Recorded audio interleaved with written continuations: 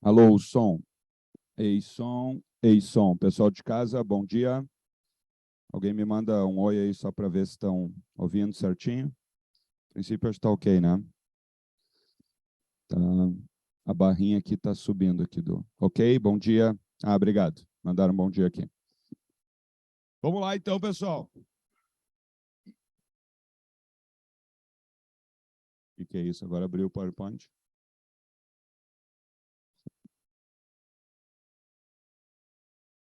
Tenta passar aí, vamos ver. Ah, tá bom. Só tem que ver agora se não vai sair da configuração as... Ó, esse que é o problema. Tá. Deixa eu ver. Passa aí, vamos ver. Tá.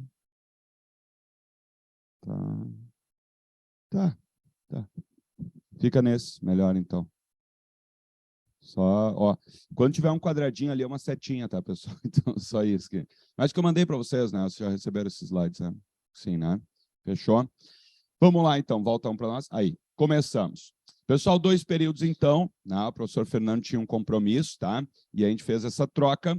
Hoje são 2 períodos e aí na próxima semana 2 com o Fernando daí, tá? Então vou seguir a minha matéria normal. Próxima semana ele adianta 2 períodos da matéria dele, tá? Tudo certinho, né?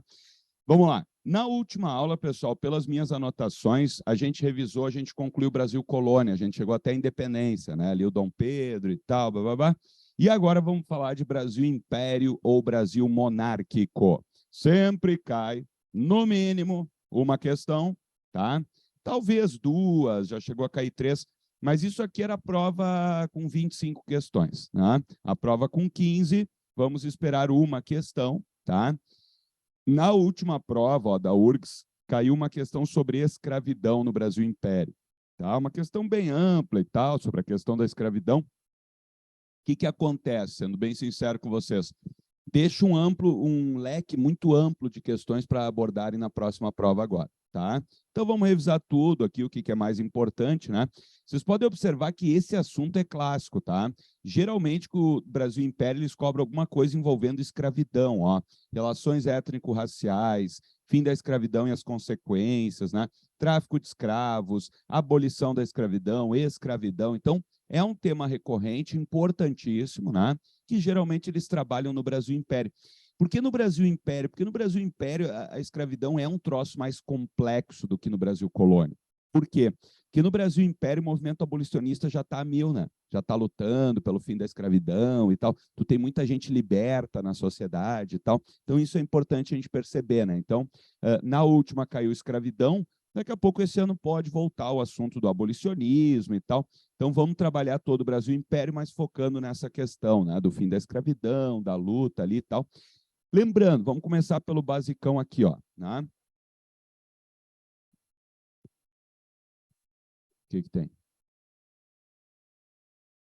Fala, qual é o problema? Porque pulou aqui 2021? O que está errado, Matheus? Fala. 17, 18, 19, 20, 21 não teve prova da URGS. Ah, essa é a tua dúvida. Tá. Foi por causa da pandemia, lembra? Por causa da pandemia. Com o que aconteceu? Não. Ah, entendi. Não. Isso aqui são as provas, tá? Pessoal, vamos lá. Olha só, Brasil Império, vocês têm que lembrar então, né? O basicão aqui, vamos começar pelo básico só se orientando, né?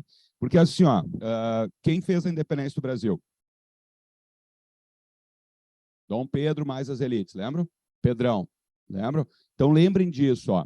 O Pedrão faz a independência e se torna nosso imperador, Dom Pedro I. Então lembrem que nós temos o primeiro reinado, tá? Só para a gente lembrar o basicão, depois a gente aprofunda um por um aqui, ó. O primeiro reinado começou, então, em 1822, com a independência do Brasil. Foi aqui que a gente parou na última aula. E na última prova da URGS caíram 2 questões sobre isso. Né? Aí o Pedrão é um tosco, autoritário, vamos falar sobre isso agora, né? Ele vai brigar com todo mundo. Ah, ele queria ser um rei absolutista, as elites queriam que o Brasil fosse tipo Inglaterra, assim, né? E aí ele briga com todo mundo. Ele é praticamente mandado embora do Brasil, tá? Em 1831, nós temos o episódio da abdicação. Lembram? Ele toma tanta pressão, protesto em tudo que é lado, que ele assina um documento abdicando, abrindo mão do trono brasileiro, se manda, né, para Portugal e deixa o Pedrinho aqui com 5 aninhos de idade. Esse é o Pedrinho agora, né? E aí ele deixa o Pedrinho aqui com 5 aninhos, se manda para Portugal. E por isso nós entramos no período chamado de regencial, tá? Período regencial ou período da menoridade, quando nós teremos regentes governando o Brasil, tá? Esse período é um período bem conturbado também, tá, gurizada? A gente vai focar o nosso estudo nas revoltas do período regencial, que é o que mais cai na URGS, né? Cabanagem, Balaiada, Sabinada, Farroupilha, Malês, né? É o que mais tem chance de cair. E aí, em 1840, para acalmar a situação, nós teremos o golpe da maioridade. Para acalmar a galera, eles vão botar de volta a figura de um imperador. E aí, Dom Pedro II é aclamado rei do Brasil com 14 aninhos de idade, imagina só, né? Por isso eles chamam de golpe da maioridade, né? 14 aninhos, e aí ele vai governar o nosso país. É o governo mais longo da história do Brasil e é o que mais cai na URGS, o segundo reinado, governo de Dom Pedro II, né? É interessante observar se cair imagens na URGS, né? Que esse cara assumiu, ficou no Brasil com 5 aninhos, mas não podia governar, assumiu com 14 e vai ser expulso daqui já velho. Olha a imagem que vocês têm de Dom Pedro II, você lembra aquela... Ele era um pouquinho mais gordinho, assim, um barbão, né? Tinha um barbão branco, né? Então, respeitável, assim, né? Pô, ele governou o Brasil por 49 anos, imagina, gurizada, 49 anos governando o Brasil, tá? Então, ele envelheceu como imperador do nosso país, passou a vida aqui praticamente, né? Até que em 1889, nós temos um golpe, começamos bem, né? Um golpe militar, mandam ele embora, Marechal Deodoro da Fonseca, Marechal Floriano Peixoto, e proclamam a República no Brasil, né? Então, esse golpe, quando manda ele embora, depois que manda ele embora, ele dura poucos anos, tá? Ele vai para a Europa lá e tal, e acaba morrendo na França. O pai dele, o Pedrão ali, quando foi embora do Brasil, também foi para Portugal, poucos anos depois morreu. O Dom Pedro II aqui vai lá para a Europa e morre na França, poucos anos depois, tá? Então, esse aqui praticamente dedicou a vida aqui ao Brasil. É um governo tranquilo, a gente vai ver o segundo reinado, é um período tranquilo e tal. Por isso que até hoje tem monarquistas no Brasil, né? Por causa do Dom Pedro II, por causa do segundo reinado, que foi um período relativamente bom e tranquilo do nosso país, tá? Isso está claro para vocês, pessoal? Tranquilinho? A sequência dos períodos? Beleza? Vamos aprofundar então. Davi, o que mais cai na URGS, então? Primeiro reinado raramente cai. Período regencial cai de vez em quando, tá? Segundo reinado é o que mais cai. É o que mais cai, não tem como negar, né? Se a gente olhar aqui, ó, 2017, tá? Caiu uma de regencial e uma sobre relações étnico-raciais, escravidão, que aí pega lá o segundo reinado. 2018, café, segundo reinado, abordando escravidão e fim da escravidão, segundo reinado, basicamente, né? 2019, Revolução Praieira, segundo reinado. Tráfico de escravos, pega todo o período, mas Guerra do Paraguai, segundo reinado, né? Abolição, segundo reinado, é o que mais cai, tá? Mas vamos lá. Começando, então, passo para mim aí. Começando pelo primeiro reinado, governo de Dom Pedro I, tá? Pessoal, o Pedrão, como eu estava falando para vocês, então, que ficou aqui no Brasil, né, em nome do Dom João, acabou fazendo a independência do Brasil junto com as elites, né? Só que aí já começa a treta. Por quê? Porque a elite brasileira, qual era o projeto dele? Queriam que o Brasil fosse tipo Inglaterra, tá? Queriam que o Dom Pedro tivesse seus poderes limitados pelo Congresso, pelo Parlamento. Ele quer isso? Não. Ele quer ser um rei absolutista, tá? Então, desde o início do primeiro reinado, nós já começamos a ter problemas. Por exemplo, um detalhezinho que eu não botei aqui. Ele mandou dissolver a Assembleia Constituinte. Lembra desse detalhezinho? Ah, chamou o pessoal, chamou eleições para aparecer. Não, não, os brasileiros vão fazer a Constituição e tal. E aí estavam fazendo uma Constituição, o chamado mandioqueiro, lembra? Tinha que ter um mínimo de mandioca plantado, ser um latifundiário, por isso eles vão chamar Constituição da Mandioca, né? Os caras estavam fazendo uma Constituição que ia tirar os poderes dele, que ia ser o Brasil ia ser uma monarquia parlamentar, digamos. Primeira coisa que ele fez aqui no início do governo, mandou dissolver a Assembleia Constituinte. Tá? Aqui já começou a briga dele com as elites do Brasil. A dissolução da Assembleia Constituinte. Mandou fechar a Assembleia Constituinte. Pegou aquela Constituição que estava pronta já, praticamente. Chamou 10 amiguinhos dele, especialista em direito, e disse, meu, mexe nisso aí e faz uma Constituição decente. Decente quer dizer poder na mão dele. Né? E aí os caras mexeram, apresentaram para ele um novo projeto de Constituição, ele leu e agora ficou bom. Assinou e passou a ser a nova Constituição do Brasil. Portanto, essa Constituição ela foi feita de forma democrática? Não. Ela foi, qual é a palavrinha mágica? Outorgada. Então, lembrem disso. Outorgada quer dizer imposta. Ela foi imposta. É o contrário de promulgada, lembra? Tá? Quando é feita de forma democrática, a nossa atual, por exemplo, é promulgada. Quando é imposta, a gente chama de outorgada. Tá? Então, ele impôs uma Constituição, só isso já começa as tretas aqui com a elite. A elite fica de cara com ele. Ele tinha prometido que a gente ia governar junto, agora ele está sendo um autoritário e tal. Já começam as revoltas contra ele. Por exemplo, essa Confederação do Equador aqui. Essa Confederação do Equador foi uma revolta que estourou no Nordeste contra o autoritarismo do Dom Pedro. Tá? Quando ele fecha a Constituinte e impõe essa Constituição, o pessoal do Nordeste, você sabe que o Nordeste é faca na bota e não gosta de governos autoritários, né? O Nordeste se levanta em armas contra o Dom Pedro. Isso foi a Confederação do Equador. Tá? Vamos botar aqui, ó. Foi uma revolta das províncias ou estados, né, do Nordeste contra o autoritarismo do Dom Pedro. Fechou a Constituinte, impôs uma Constituição, eles se levantam contra o autoritarismo de Dom Pedro I. O que ele fez, pessoal? Ok, eu vou deixar de ser um autoritário, vou atender às reivindicações deles, ou mandou bater geral. Bom dia, querido. O que tu acha? Dom Pedro I, sacaneei. Dom Pedro I mandou bater no pessoal do Nordeste ou ele atendeu às reivindicações deles? Dom Pedro I.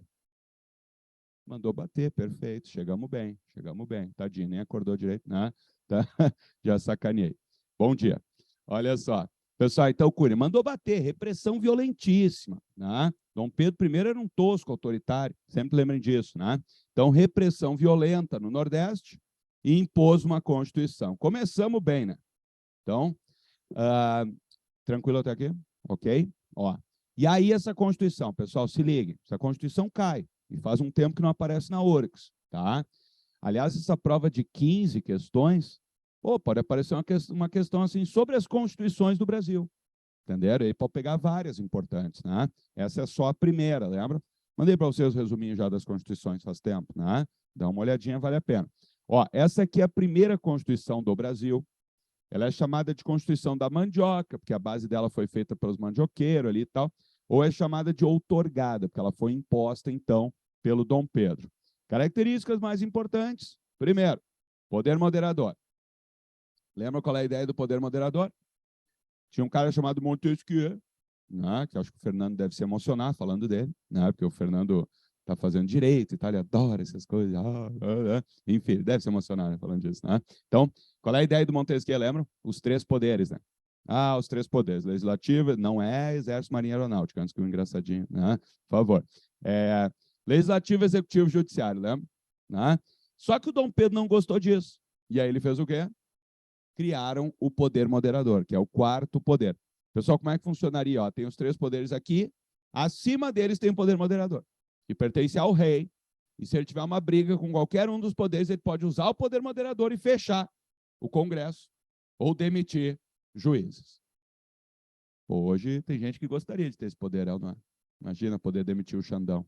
Né? Então, não, é o sonho de alguns, vai dizer. Né? Então, a URGS pode dar uma letrinha nisso, tá, pessoal? Vocês sabem que a URGS é...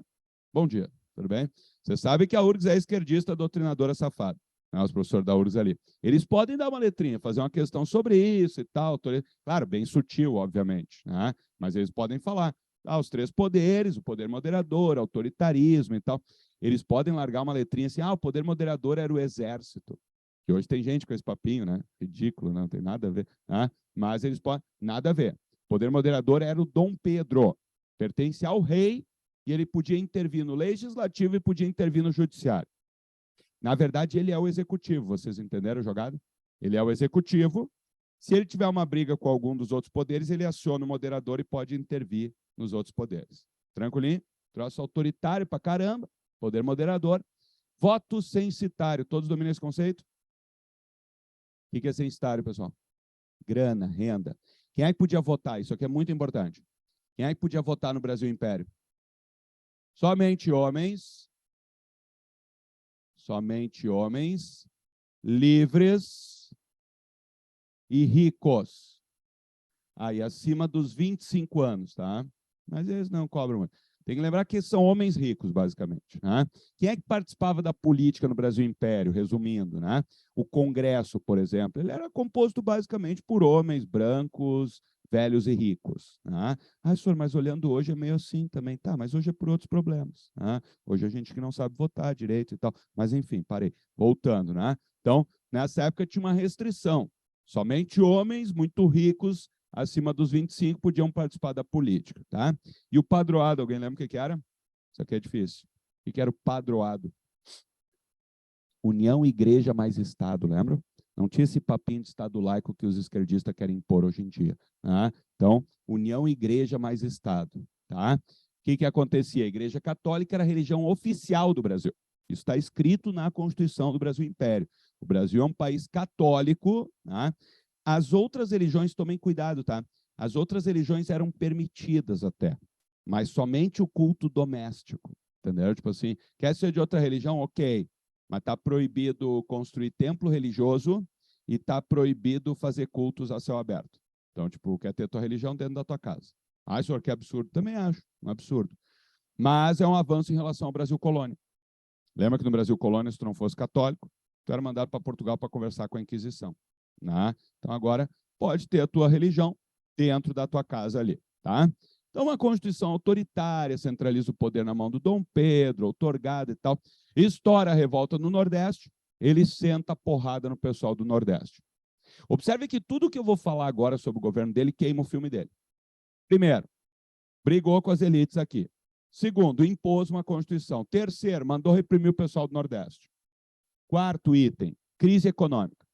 Crise do interciclo. Isso aqui, pessoal, vocês lembram aqueles conceitos que eu já falei para vocês do Maquiavel?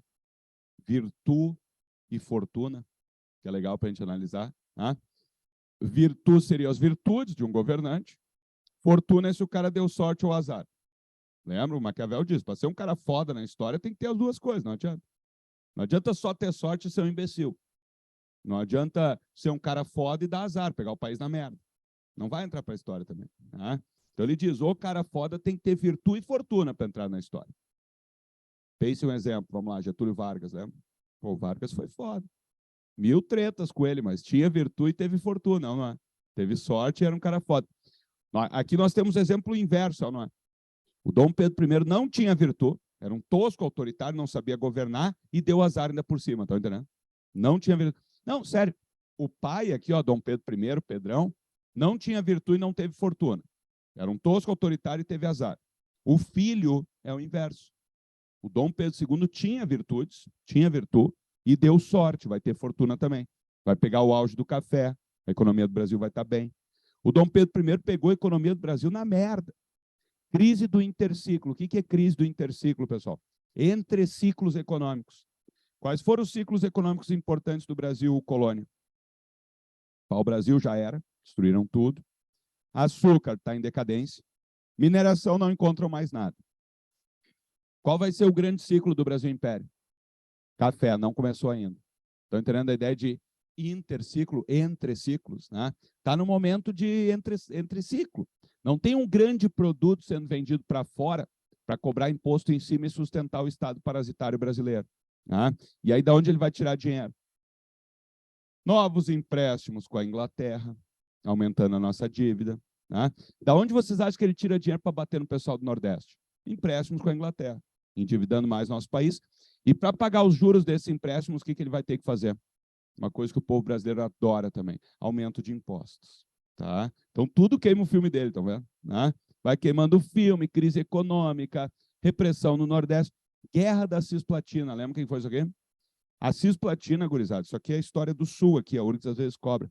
A Cisplatina é o que hoje a gente chama Uruguai, lembra? A Cisplatina, o Dom João dominou no governo dele, tá?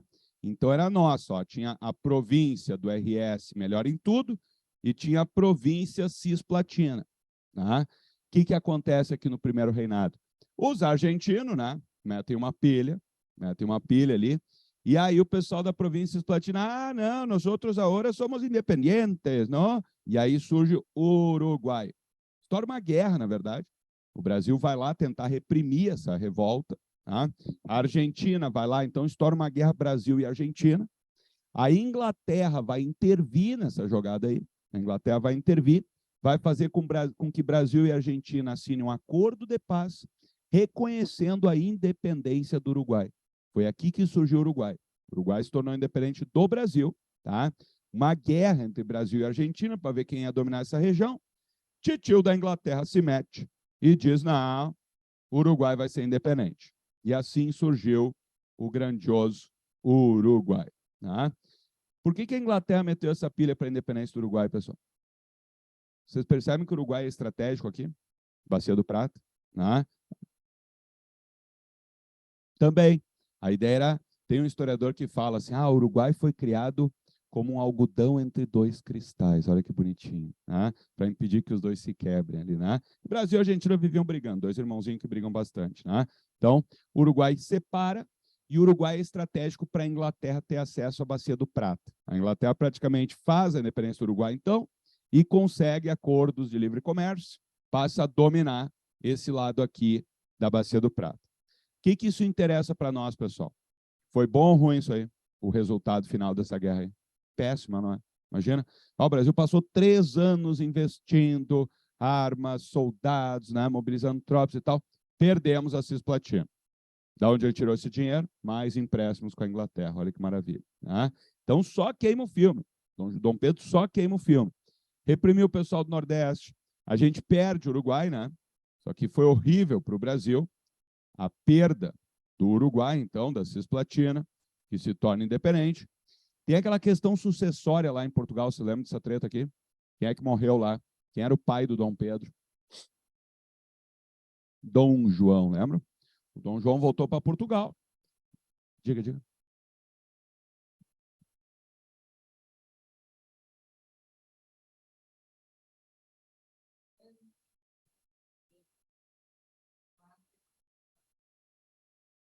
Tá, calma lá.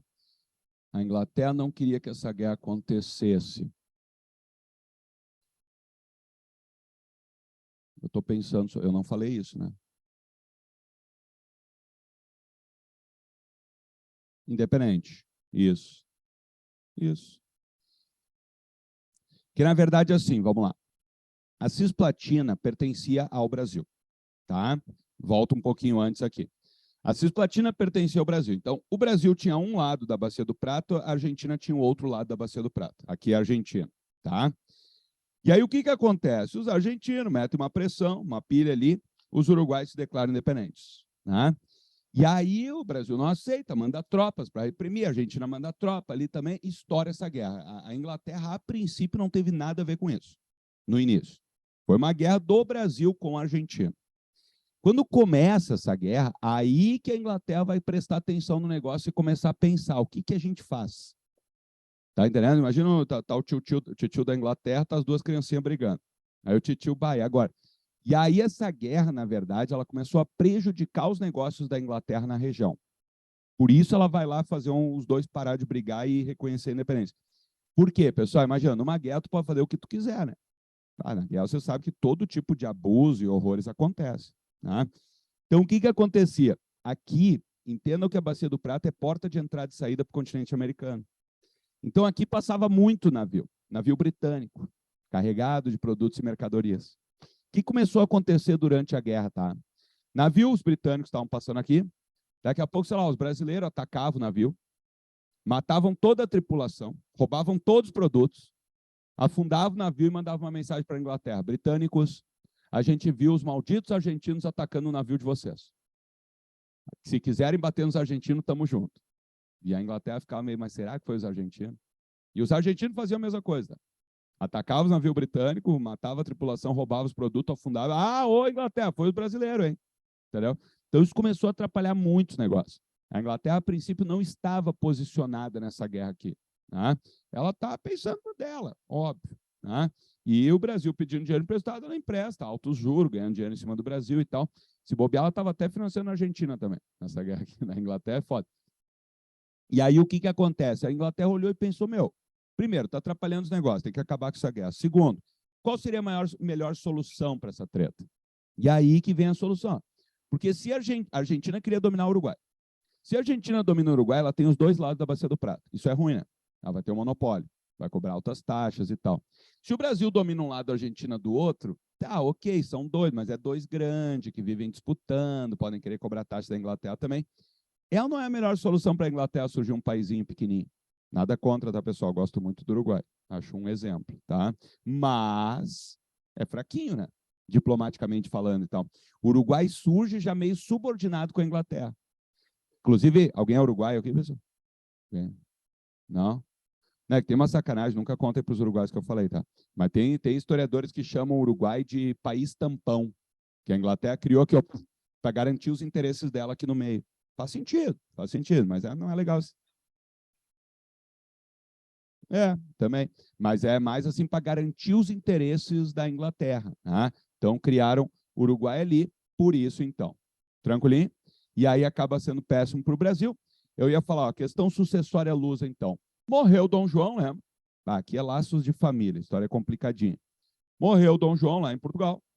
E aí, quando morre o Dom João, o direito ao trono de Portugal caiu para o Dom Pedro I, seu filho mais velho. Problema, Dom Pedro I era o nosso imperador, rei do Brasil. A elite brasileira encosta no Dom Pedro e diz, Pedrão, nós não aceitaremos voltar a nos unir com Portugal. Vocês estão entendendo? O direito ao trono de Portugal caiu para o Dom Pedro, que era o nosso rei. Aí ele ia ser rei do quê? Brasil? Bom dia, querido. Tudo bem? Ele seria rei do Brasil e Portugal ao mesmo tempo. Problema, o Brasil aceita se unir de novo com Portugal? Não, né? Entendeu? Toda a luta, voltar a ser unido a Portugal. Caramba! A elite encostou no Dom Pedro e disse, Pedrão, tu vai ter que escolher. Ou Brasil ou Portugal. Quem que ele escolheu? Não, Brasil, pessoal. Vamos parar com essa... Portugal. Não, Brasil, Zilzil. Brasil. Portugal. Não, Portugal goleou ontem. Foi a Espanha, né, que caiu. Eu ia dizer, Portugal nem chegou, né? Mas foi a Espanha que se deu mal. Mas enfim. Aí, pessoal, o que acontece, né? Eles metem uma pressão e Dom Pedro, não, beleza, vou ficar aqui no Brasil. Aí ele abre mão do trono de Portugal. Pessoal, agora atenção. Quando ele abre mão do direito ao trono de Portugal, o direito ao trono cai para quem? Filha, muito bem. Tá? Ele tinha um irmão, olha a treta que vai dar aqui, tá? Ele tinha um irmão chamado Dom Miguel. Dom Miguel. Mas, quando ele abre mão do trono, pessoal, não vai para o irmão, estão ligados? Dinastia vai sempre para o filho, desce para baixo, né? Por isso o irmão sempre se ferra, o irmão mais novo, né? Que nem o Harry lá na Inglaterra. O Harry nunca vai ser nada. Por isso que ele chutou o balde e saiu fora. Né? Se um dia o Charles assumiu, lembra que a gente estava discutindo que o Charles nem ia assumir, ninguém gosta do Charles, assumiu, ele disse, não, o trono é meu, dane-se. Ninguém gosta de mim, azar. Tá lá, rei Charles agora. Né? Então, o Charles assumiu. Se um dia acontecer uma coisa com o Charles, porque se ele tiver a genética da mãe, né? A gente sabe que ele vai durar bastante aí. Né? Se um dia acontecer uma coisa com o Charles, o poder cai para o William. É ou não é? William. E o William já fez quantos filhos ali? 3? Não sei se bobear, já tem mais algum encomendado. Né? Não, ele é Kate Middleton o tempo todo, né? Fazendo filho. E aí, então o Harry nunca vai ser nada, tá entendendo? Desce do Charles para o William, do William para os 3 filhos que ele tem ali. Né? Mesma coisa aqui, ó, o Dom Miguel nunca seria nada.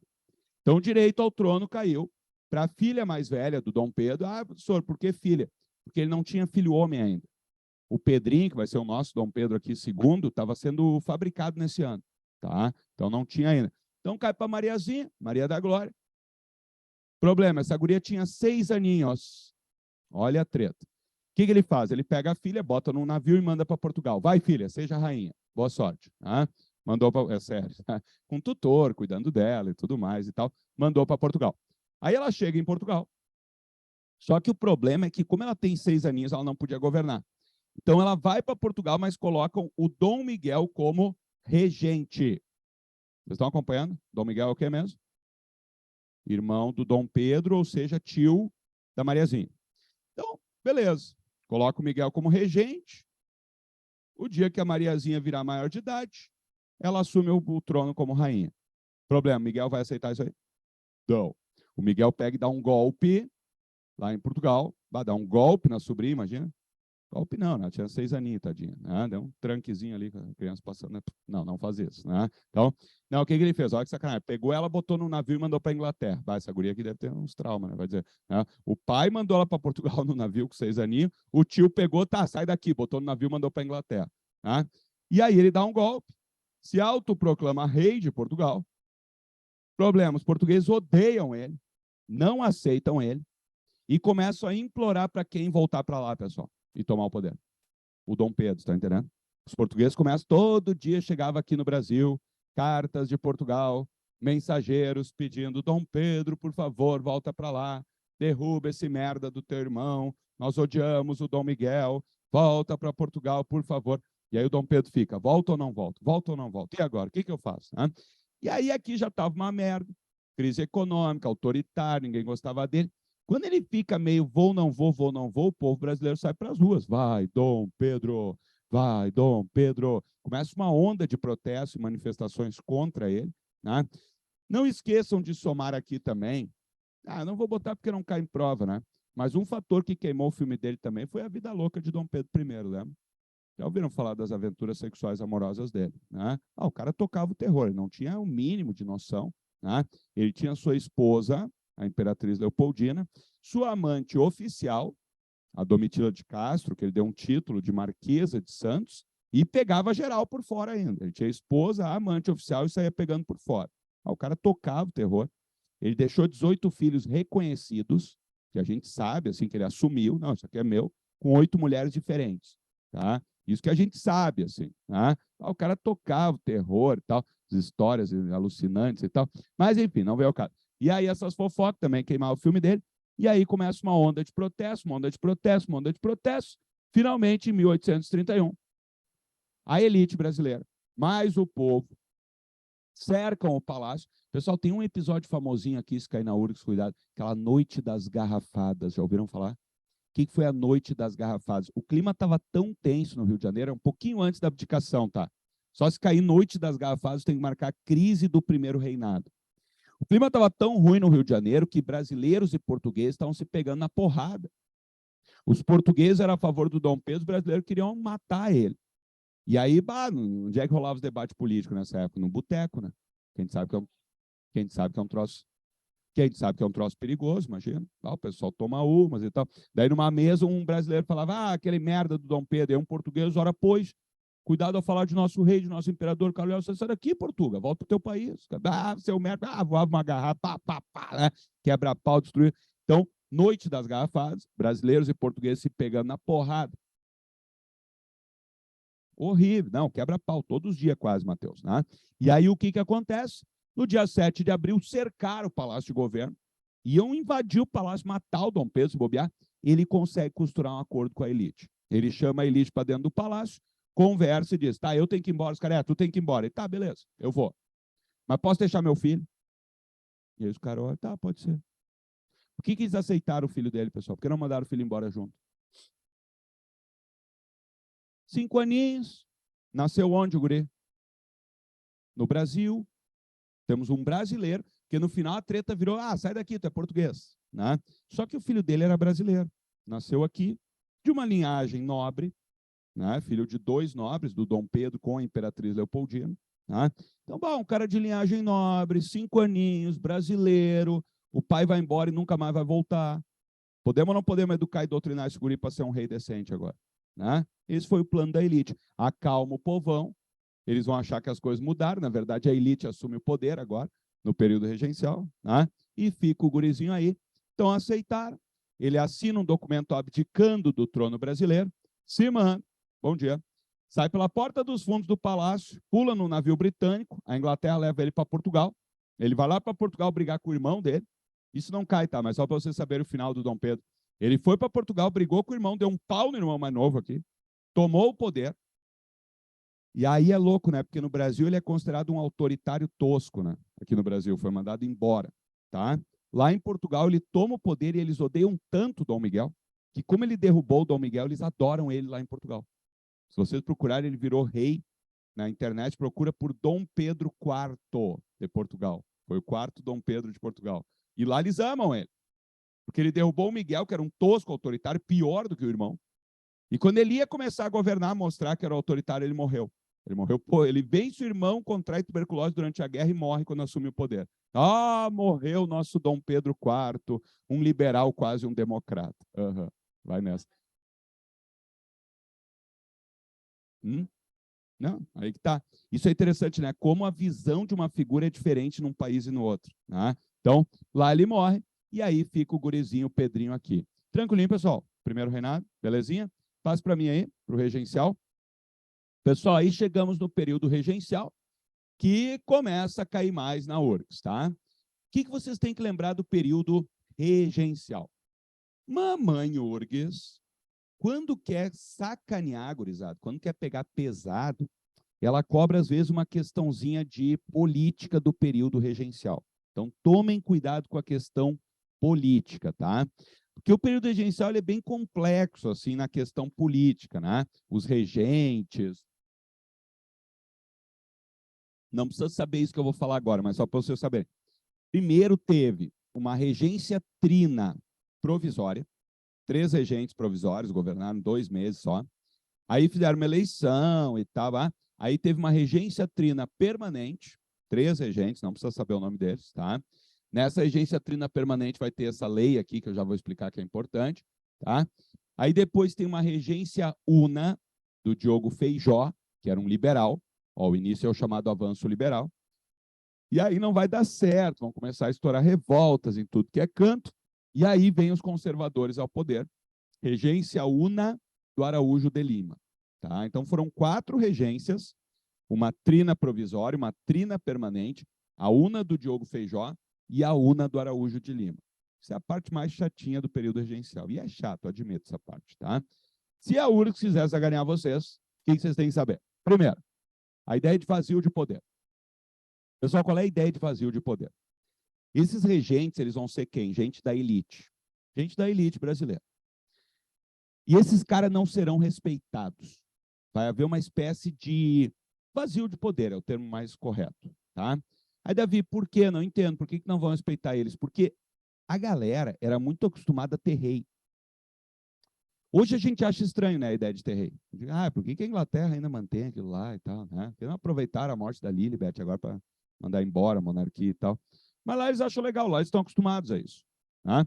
Entendam, nós, pessoal, nós somos educados, né, / doutrinados, socializados, dentro da lógica republicana presidencialista, não é? A gente acha o mais legal, o mais correto, óbvio, assim, a gente considera eleger um presidente, não é? Tá? A gente acha estranho ter rei e rainha.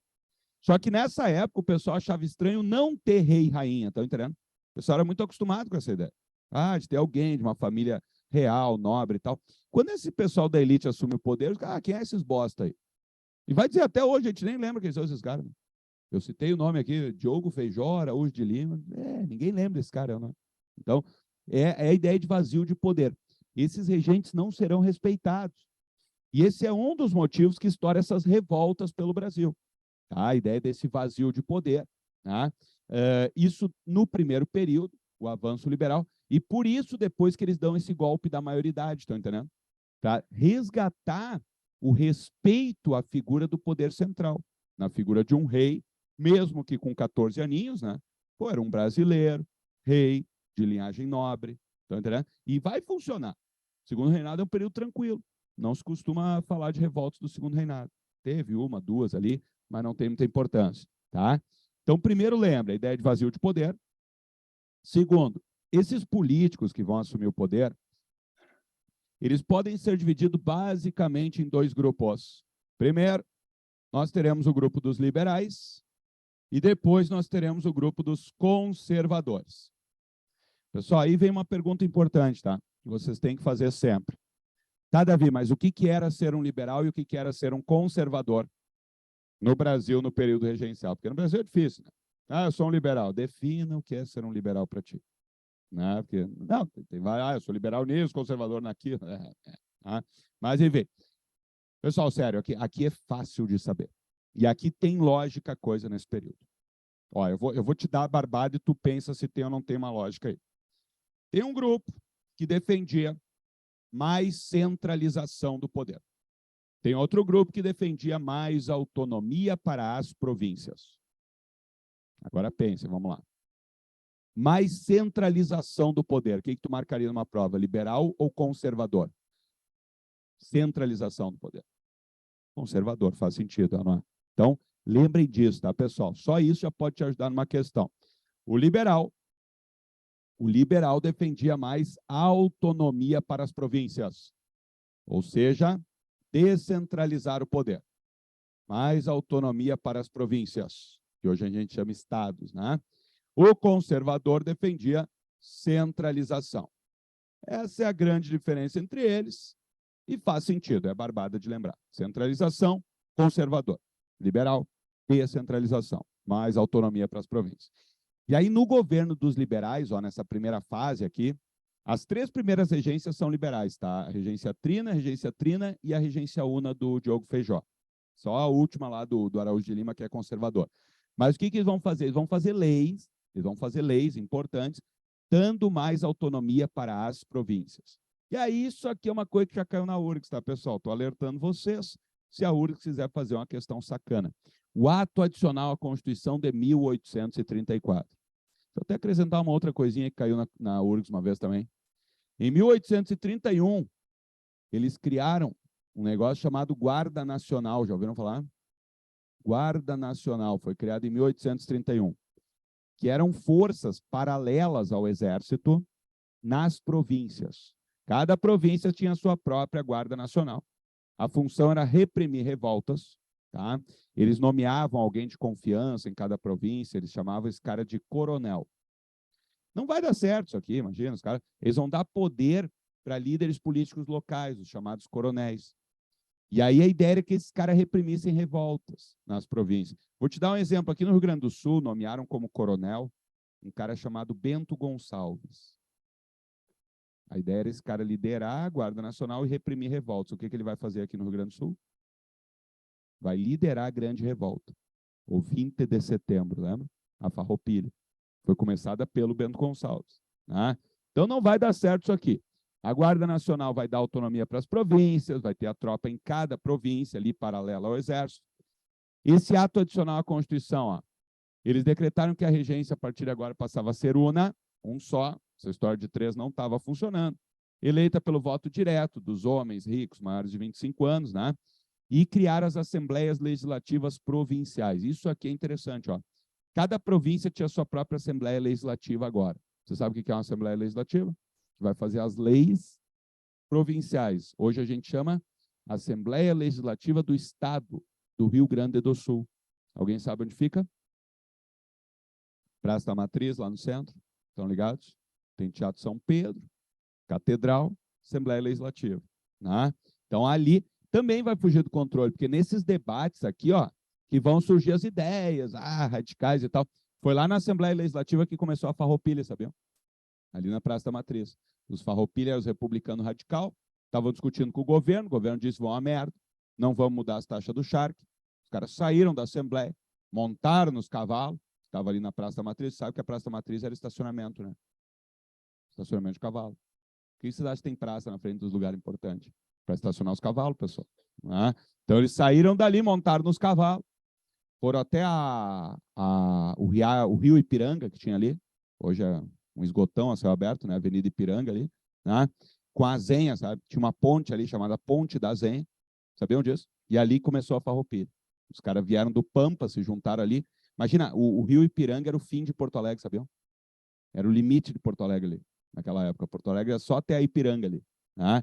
E aí os caras vieram do Pampa trazendo armas, se encontraram com eles na Ponte da Zenha, que passava por cima do Rio Ipiranga, que era a entrada para Porto Alegre, tomaram Porto Alegre. Foi o 20 de setembro, o precursor, estão entendendo? Né? Então, começou a Farroupilha. Mas, enfim, então, esse avanço liberal ele vai fugir do controle, depois vem os conservadores, vão tentar centralizar o poder, reprimir as revoltas, não vai dar certo também o governo dos conservadores, e aí o Brasil está mergulhado no caos, por isso, em 1840, aquele golpe da maioridade. Eles vão botar o Pedrinho para ver se acalmava as revoltas, que o troço estava fugindo do controle, então. Tranquilinho até aqui? Ok? Pessoal, isso aqui não cai, tá? Mas é o início do café aqui. Vamos falar de café mais no segundo reinado, que é o auge. Aqui começa o café. O Brasil começa a sair da crise ali, né? O que mais cai na URGS? Chega, ó, agora entramos no filezinho para a URGS. Revoltas regenciais e segundo reinado. É o que mais cai na URGS, tá? Pessoal, revoltas regenciais. Se cair na URGS, vamos lá. Tem uma que é a diferentona, que é o levante dos malês. Lembra isso aqui na Bahia, Salvador? Ah, Davi, como é que eu vou lembrar? Malês vem da palavra muslim. Muslim é a palavra original que a gente traduz como muçulmano. Muslim, muçulmano, malê, mouros. Tá? Então, os malês eram africanos, adeptos da religião islâmica, que foram capturados na África, escravizados e trazidos para Salvador, na Bahia. Então, os caras eram os líderes, eram os caras foda. Viviam em liberdade, foram capturados, escravizados, trazidos para Salvador, na Bahia, e estavam organizando um grande levante anti-escravista, inspirados no modelo do Haiti, né? Pegar em armas, tomar o poder, matar, expulsar os brancos opressores. Né? Então, seria um grande levante anti-escravista, que aconteceria na Bahia, em 1835. O governo descobriu antes e reprimiu violentamente. Tá? Não chegou a acontecer. Mas é só lembrar isso, tá? Malês muçulmanos, e isso aqui é diferente das outras. As outras serão revoltas contra os regentes. Não, essa aqui era uma revolta contra a escravidão. Queriam acabar com a escravidão, né? Matar, expulsar os brancos opressores e tal. Acabaram descobrindo antes e reprimiram violentamente. Ok? Então essa é a diferentona. As outras, então, Cabanagem, Balaiada, Sabinada e Farroupilha, são revoltas clássicas contra o poder dos regentes. Tá? Quando cai essas aqui, pessoal, Farroupilha tem um slide só para ela, tá? Porque tu vai fazer URGS, né? RS melhor em tudo. A gente tem que aprofundar um pouquinho a história do Rio Grande do Sul agora. Tá? Mas assim, ó, essas aqui, se caírem na URGS, e já caiu, 2015, tá? Se cair na URGS, isso aqui, é assim, ó, número 1, Cabanagem, número 2, Balaiada, número 3, Sabinada, número 4, Farroupilha, relaciona as colunas. Barbada. Porque eles não podem pegar muito pesado, tá entendendo? E tu tem que saber se é elite ou povão, tá? Saber em qual província cada uma aconteceu. Barbada. Ah, senhor, como é que eu vou lembrar? Barbadinha, vamos lá. Olha só. Cabanagem. Se cair Cabanagem, como é que tu vai lembrar? Elite ou povão? Por que Cabanagem? Os cabanos. Revolta dos cabanos. Quem eram os cabanos? Pessoas que viviam em cabaninhas miseráveis na beira do rio, no Pará. Elite ou povão? Povão. Lembra das cabaninhas? Tá? Ah, os caras que viviam em cabaninhas e tal. E aí, pá, movimento extremamente popular. Tem que lembrar que aconteceu no Pará. Eu já vou lembrar um macete aqui, eu acho que eu já ensinei. Já? Tá. Tem um macete bom aqui. E ele é principalmente para URGS. O Enem não costuma cobrar isso, mas agora é o momento desse macete brilhar. Tá? Quando caiu na URGS 2015, só com o macete resolvia a questão. Tá? Mas, ó, Cabanagem, tem que lembrar que foi no Pará, movimento popular, chegaram a proclamar a República do Pará, foram violentamente reprimidos. E fala em 30 mil mortos para reprimir esse movimento aqui. Troço horrível. Tá? No Maranhão, história Balaiada. Balaiada, pessoal, o que vocês acham? Elite ou povão? Povão. Como é que tu vai lembrar disso?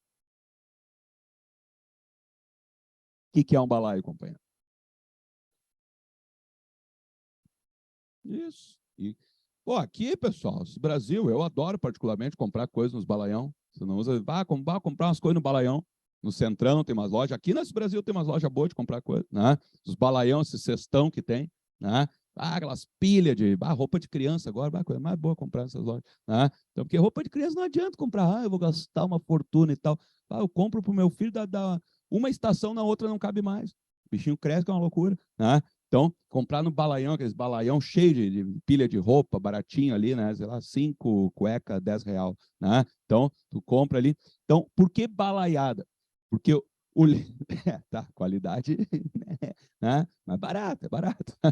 E aí, pessoal, por que balaiada? O líder do movimento era conhecido como o balaio.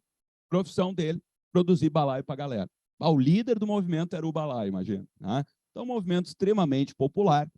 Esse não chega a proclamar república, tá? Eram mais questões assim, acabar com a escravidão, terra para os sem terra, né? Fim da escravidão indígena também e tal. Então, reivindicações populares violentamente reprimidos também. Quem foi o cara que foi lá reprimir essa revolta, você sabe? Luiz Alves de Lima e Silva, conhecido como o Pacificador. Lembra? Ele tomou uma cidade chamada Caxias, segunda cidade mais importante do Maranhão. E aí ele ganhou o título Barão de Caxias. Depois ele vai acabar com a Farroupilha, depois ele vai liderar o Brasil na Guerra do Paraguai, e aí vai ganhar o título de Duque de Caxias, o patrono do Exército Brasileiro. Tá? O pacificador. Tinha uma revolta, mandavam ele. Depois que ele ia embora, estava todo mundo pacificadinho, 7 palmos embaixo da terra. Tá? Personagem polêmico, hein? Que a URGS pode meter uma questão. Personagem importante. Pô, reprimiu a balaiada, reprimiu a Farroupilha e liderou o Brasil na Guerra do Paraguai, que foi uma matança. Então, herói. Como assim, herói? Quando a gente estuda mais... genocida no ponto de vista de alguns, né? Herói para outros, tá? Então, cuidado. E aí ele reprime a balaiada, se fala em 12 mil mortos aqui. A Sabinada, pessoal, cuida, essa aqui é diferente, tá? Camadas médias urbanas de Salvador. Se na prova tu tiver que escolher entre elite ou povão, tu marca elite, é mais elite, tá? Mas é mais assim porque o Francisco Sabino, ele era médico e jornalista. Senhor, mas é elite. Nessa época, elite mesmo é latifundiário, lembra? Né? Então, médico, jornalista, advogado, era tipo uma classe média alta urbana nesse período, tá? Então, é um movimento das classes médias altas urbanas de Salvador. Chega a tomar o poder em Salvador, proclama a República Baiana e tal. O governo vai lá, mata uns 1.200 e acaba com essa revolta aqui, tá? Chegaram a proclamar a República. Pessoal, Barbado, ó, fica aí, vamos lá. Cabanagem, Pará.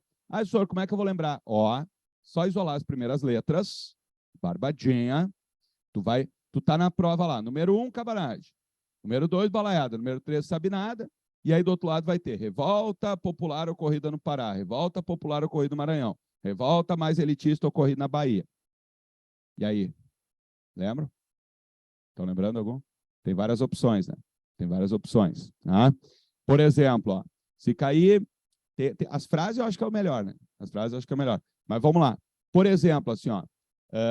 Se cair revolta ocorrida na Bahia, Bahia, capital Salvador, Barbada, não é? Salvador, Sabinada, Sabinada, Bahia. Tá? Se cair revolta no Maranhão, BM, Brigada Militar, né? Ou Bob Marley, não é? Maranhão, São Luís do Maranhão, capital do reggae, no Brasil, né? Mas, enfim. E se cair revolta ocorrida no Pará, tem a Castanha do Pará, né? E tem o Calypso, lembra da Joelma? Né? Que vem do Pará e tal, né? Então, mas aqui, ó, as frases eu acho que é melhor, né? Você deve lembrar as frases, né? Tem frases aqui, ó. Por exemplo, essa do Bob Marley, quem criou foi um aluno, tá? Não fui eu. Né? Bob Marley, um gurizão, uma figura, um queridão, sentado no fundo da sala, tinha um olhinho vermelho e tal, né? Acho que ele tinha alergia e tal. Mas, enfim. E aí, um dia ele olhou assim, ô, senhor, já sei, eu falo, ó, macetezinho que ele criou. Senhor, a Colômbia faz o pó, a Bolívia faz a maconha, mas a seda é do Brasil, né? Então, cada um com seu macete, né? Mas eu acho que o melhor macete é o que uma menina desenvolveu no colégio. Não sei se eu falei, eu devo ter falado para vocês. Uma menina do colégio, uma vez eu dando aula, ela, senhor, já sei, eu falo. Senhor, vou me arrumar para a night. Hoje vocês chamam revoada, né? É isso, né? Vou me arrumar para a night. Eu falo, como é que é, querida? Dela assim, ó, isso aqui é barbado. Com pó, blush e make, sou bonita. Acho que é o melhor, vai dizer. Né? Com pó, blush, make, sou bonita. Colômbia, pó, Bolívia, maconha, seda do Brasil. Tem uma outra, um magrão, uma vez que eu até encontrava esse magrão nos protestos, a gente apanhava junto e tal, na época do governo Temer e tal.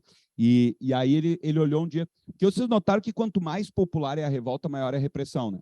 A Farroupilha, por exemplo, que é a elite, vão fazer um acordo super bom no final. No Brasil é assim, você sabe, né? Se é movimento mais popular, eles sentam a porrada, né? Nas periferias eles entram, tocam o terror, matam crianças e tal. Se é um homem branco, rico, que recebe a Polícia Federal dando tiro e jogando granada, tem toda uma negociação, ele é, né? Sabe do que eu estou falando, né? E aí uma vez um guri olhou, senhor, já sei, eu falo, querido, com o povão, brigada militar sempre bate, né? Então, não é uma crítica, tá, pessoal? Brigada militar, por favor, né? Mas, enfim, é só um macete aqui, cada um lembra de qual achar melhor. Tranquilinho? Acho que o melhor é compor, blush, make, sou bonito. Só isso resolvia a questão da URGS 2015, tá? Passa para nós aí, vamos falar da Farroupilha agora. Porque a Farroupilha, gurizado, faz um tempo que não cai, e a Farroupilha é um baita assunto para a URGS aproveitar e cobrar história do RS melhor em tudo, tá? Então, o que vocês têm que lembrar da Farroupilha? Primeiro, a causa, tá? Isso aqui a URGS já cobrou. Ela pode... a URGS adora dar uma letrinha no movimento tradicionalista. Então, ligados, tem uma treta, né, entre o movimento tradicionalista e os historiadores, né? Porque o movimento tradicionalista, eles escrevem, meu Deus, o historiador, não foi bem assim. Né? Aquela ideia de desconstruir, descolonizar a forma que ensina a coisa. Por exemplo, caiu uma vez na URGS, ó. Verdadeiro ou falso, pessoal? A Farroupilha eclodiu no Rio Grande do Sul, pois os rio-grandenses não aceitavam mais fazer parte de uma monarquia escravista. Muito falso. Muito falso. Duas ideias erradas. Primeiro, estourou porque eles queriam virar república. Errado. Segundo, porque eles queriam acabar com a escravidão. Muito errado. Tá? Então, muito cuidado com esses detalhes. A URGS adora dar umas letrinhas. Tá? Então, primeiro, por que estourou a Farroupilha? Questão do charque, lembra? Grana. O principal produto do Rio Grande do Sul era o charque, a carne seca ali e tal. E o charque do Rio Grande do Sul não estava mais sendo comprado pelo pessoal do Rio de Janeiro e tal. Por quê? Porque Uruguai e Argentina tinham benefícios fiscais. Né? Então, eles queriam que botasse mais impostos sobre o charque do Uruguai e da Argentina, ou tirasse os impostos sobre o charque do Rio Grande do Sul. A elite lá do Rio de Janeiro disse, não, vai rolar. Os caras, então vamos pegar em armas. E aí o 20 de setembro é isso. Em 20 de setembro...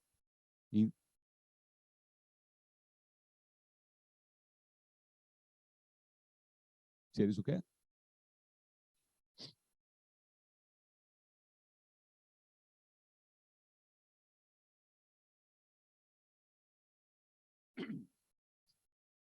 Não, mas para o Rio Grande do Sul fazia toda, né? Porque quem é que... entendi.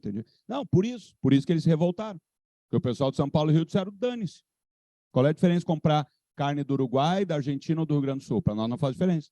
E aí os caras, mas vocês estão ferrando com a nossa economia. Eles, não é problema nosso. E aí, então vamos ver. Pegarem armas, tá? Então é por isso. Para a elite do Rio de Janeiro, São Paulo, Minas ali, imagina, pessoal, tanto faz. Eles queriam comprar o charque mais barato, não é? E o do Uruguai e da Argentina estava mais barato. E não tinha impostos daí. Né? E aí os rio-grandenses, pegam em armas e tal. Então começou por uma questão de grana. Tá? A questão do charque. Então, cuide. Começa em 35, dura 10 anos a briga. Se disser na URGS, foi a guerra civil de mais longa duração do Brasil Império. Verdadeiro ou falso? Verdadeiro. Nenhuma briga durou 10 anos, pessoal. Né? Não morreu tanta gente, tá? Que eram umas brigas de vez em quando, eles combinavam a se bater uma vez por ano, mais ou menos, né? Estou exagerando, mas enfim, tá? Foi muito arrastada a coisa. Durou 10 anos, tá? Lembre que é um movimento elitista, é basicamente a questão do charque, então. Estancieiros e charqueadores que vão liderar esse movimento. Senhor, mas eu li uma questão que dizia que setores populares também participaram da revolta. Sim, né, pessoal? Alguém tem que morrer nas batalhas, não é? Então, eles vão botar o povão a lutar, vão botar os negros a lutarem, prometendo a eles a liberdade no final da briga. Né? Isso não é ser abolicionista, entende? Eles não deram opção. Eles botavam os caras dentro do exército e, para motivar eles, diziam, se a gente ganhar e tu sobreviver, tu vai ser livre no final. Então, é uma sacanagem. Né? Prometeram a liberdade, no final ainda sacanearam eles. Mas, enfim, movimento elitista, mais por uma questão de grana. E aí, cuidem, a URGS gosta de cobrar. Ela não pega os fatos especificamente, mas as características, tá? Duas características incontestáveis da Farroupilha. Primeiro, é um movimento federalista, no sentido de defender mais autonomia para as províncias. Eles queriam que o Rio Grande do Sul tivesse mais autonomia. federalista, tipo Estados Unidos, e é um movimento liberal. Aqui fica difícil, né? Como assim, senhor liberal? Eles queriam mais impostos e tal. Liberalismo do século XIX, pessoal. Eles queriam mais autonomia para as províncias, né? Eles eram contra a centralização do poder, contra o autoritarismo do governo regencial e tal. Então, por isso, liberalismo. Liberalismo século XIX, tá? E aí, cuidem se a URGS pegar essas duas características, ó. O separatismo e o republicanismo. Porque isso aqui, ó, caiu na URGS uma vez, ó. Acabei de falar para vocês, né? Caiu assim, a Farroupilha eclodiu porque eles queriam se separar e virar república. Errado. Quando começa, ó, uma vez assim, ó, caiu uma... A URGS às vezes pega pesado, hein? Se prepare. Uma vez caiu uma que dizia assim, ó, verdadeiro ou falso? No 20 de setembro de 1835, ó, começou a Farroupilha, os farroupilhas tomaram Porto Alegre e proclamaram a República Rio-Grandense. Verdadeiro ou falso? Falso. Olha que detalhezinho, né? Em 20 de setembro de 35, eles tomaram Porto Alegre e derrubaram o presidente da província aqui, que era nomeado pelos regentes. Mas eles não proclamaram a república, estão entendendo? Era só questão do charque no início. Como o governo central não levou eles muito a sério, no 11 de setembro de 1836, ó, um ano depois que já tinha começado a briga, aí sim eles chutaram o balde e disseram, não vão mexer nos impostos, então nós vamos virar uma república separada. E aí que vira a República Rio-Grandense. Estão entendendo? Então, cuidem. Se disser que no início era o movimento republicano, está errado. Se disser que durante a revolta eles optaram pela separação e pela república, aí está correto. Estão entendendo? Mas foi mais uma estratégia, radicalização, para ver se o governo levava eles a sério, então. Tá? No final acabaram levando, porque, 10 anos de briga, tá? E aí, quando o governo tentou negociar, os caras, República Rio-Grandense, o Sul é meu país, blá, blá, blá. E aí o governo mandou quem para cá em 1843? O pacificador. Tá? E aí, quando o governo manda para cá o Caxias vai dar uma surra nos Farroupilha, desculpa, tá, pessoal? Eu sei que o pessoal fica magoado de ouvir isso às vezes, tá? Mas eles foram derrotados militarmente em várias batalhas, e o Caxias ainda veio para cá não só derrotou os caras, como veio com... Ele podia negociar e fazer um acordo muito bom. Porque daí nós já estamos, ó, a partir de 40, olha até quando foi a Farroupilha, 45. Ainda durou 5 anos do segundo reinado. E aí, no segundo reinado, mandaram o Caxias para cá e disseram para ele, acaba com essa revolta. Mata os caras que tu conseguir e propõe um acordo bom para ver se eles voltam a fazer parte do Brasil de uma vez por todas. Por quê? Primeiro, que era uma elite, né? Então, daí com a elite tu faz um acordo, super bom. Esse acordo de paz de Ponche Verde, é chamado de paz honrosa. É esse acordo que até hoje cria essa coisa que o movimento tradicionalista, vencemos. Não, pessoal, não vencemos. Mas sim, ganharam um acordo super bom. Mas paramos de lutar, mas saímos de cabeça erguida. Mostramos com que eles estavam se metendo. Né? Então, eles criam muito isso em cima desse acordo aqui. Tá? É chamado de paz honrosa. Eles ganharam tudo o que queriam mais um pouco. O charque do Uruguai e da Argentina foi taxado, tá? Para beneficiar o charque do Rio Grande do Sul. Deixaram os rio-grandenses escolher o presidente da província. Tá? Todos os prisioneiros de guerra foram libertados, ninguém foi punido pela revolta. Os soldados do Exército Farroupilha foram incorporados ao Exército Brasileiro. Estão entendendo? Então, os caras ganharam um monte de coisa. Ganharam muita coisa. Tá? E foi um acordo bom. E aí, pensem comigo, se a URGS cobrar. Por que foi um acordo tão bom? Primeiro, era elite, né? Era elite rio-grandense. E segundo, o Império queria o Rio Grande do Sul de volta, porque estavam se aproximando novos conflitos aqui na Bacia do Prata. Agora, no segundo reinado, pessoal, vai estourar o quê? Guerra do Paraguai. Tu imagina a Guerra do Paraguai rolando e o Rio Grande do Sul dizendo que era um país separado. Isso não ia gerar problema para o Brasil Império. Né? Claro, eles precisavam da elite rio-grandense. Por isso, inclusive, eles já botaram os Farroupilha para dentro do Exército Brasileiro. Os caras são bons de briga, então já vem. Claro, vamos lá e vamos matar os paraguaios agora. Né? E aí tu vê que eles não eram tão republicanos assim. Os caras já entram no exército agora, ganharam tudo que queria, entram no exército brasileiro e vão matar Paraguai daqui a pouquinho. Tá? Desculpa, tá, pessoal, mas a gente precisa ter essa reflexão crítica aí. Tá?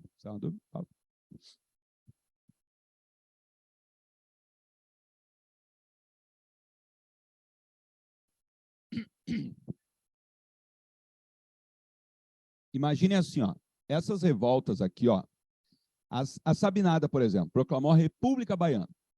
A Cabanagem, República do Pará. Essa aqui, a República Rio-Grandense. Isso ameaçava, isso pode cair na URGS também, ó. Eu acredito em momentos de iluminação, hein? Como é que é o nome? A Maria Eduarda, ó. Eu acredito que ela pode ter, ó, daqui a pouco ela trouxe uma resposta para vocês, hein? Qual é o bombom que tu gosta, se tu der uma questão para eles? Qualquer um, sonho de val, soro branco, tá de boa? Tá, pessoal? Ó, olha o que eu vou dizer agora, que a pergunta da Maria Eduarda é boa. Por quê? Por que essa necessidade, né, de encerrar o troço? Porque essas revoltas, pessoal, entendam, elas estavam ou não estavam ameaçando a unidade territorial do Brasil? Estavam ameaçando, né? Então, a unidade territorial que foi conquistada com a independência do Brasil, hoje a gente olha o Brasil e, esse é o Brasil. Na época não tinha como saber se ele continuaria desse tamanho. Os países vão mudando. A América Espanhola não se fragmentou em vários, né? Então, esse era o medo, da fragmentação. E aí essa elite rio-grandense, não, agora a gente é uma república, agora a gente é uma república. Vamos dar um jeito de encerrar isso aí. Só faltava os gaúchos aqui voltar, né, para fazer parte do Brasil. E aí ofereceram, e já estava rolando umas tretas aqui no sul. Estava emergindo ali o Solano Lopes, no Paraguai, entendeu? Então o governo central percebia que ia dar uns conflitos aqui no sul. E aí tu imagina, quem que eles precisam aqui no sul? Os rio-grandenses. E, aliás, esse era um dos motivos, pessoal, da farroupilha também, sabiam? Os rio-grandenses se sentiam desfavorecidos no Brasil. Pô, toda a briga que tinha aqui, quem tu acha que lutou na Guerra da Cisplatina? Os gaúchos, né? Então, toda a briga que tinha aqui no Sul, eles pediam para a gente lutar pelo Brasil. E aí, na hora de nos ajudar na questão do charque, eles nos mandaram a merda, tchê. Qual é que é? Né? Então, esse é um dos motivos, e por isso eles oferecem um acordo tão bom para restaurar, digamos, a paz e a harmonia na província do Rio Grande.